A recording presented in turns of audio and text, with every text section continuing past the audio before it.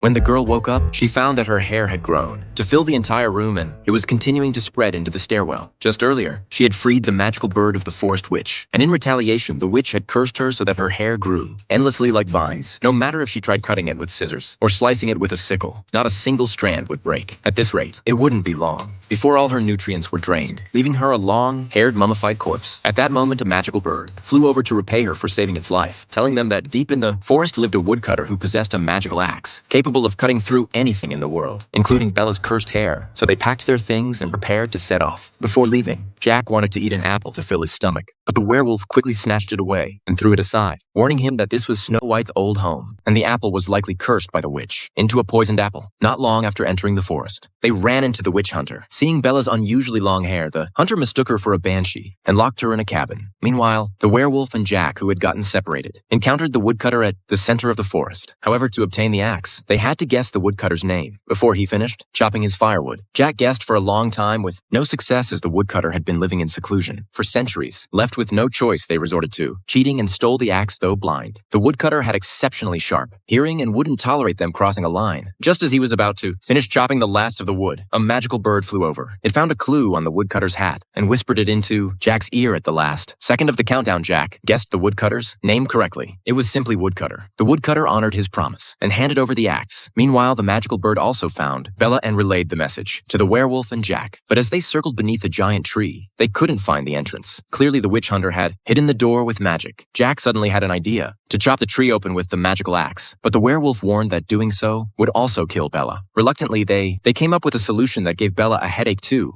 They would use her vine-like long hair as a rope ladder. The werewolf climbed up Bella's hair and rescued her. Just then, the hunter returned. Jack tried to sneak attack him from behind, but got his arm caught in the gate, turning the magical axe in his hand into useless iron. As the werewolf was about to be crushed by the hunter, Bella quickly grabbed the axe, but it could only cut wood, not people. At the moment, the table split apart. The werewolf was also caught by a bear trap on the ground.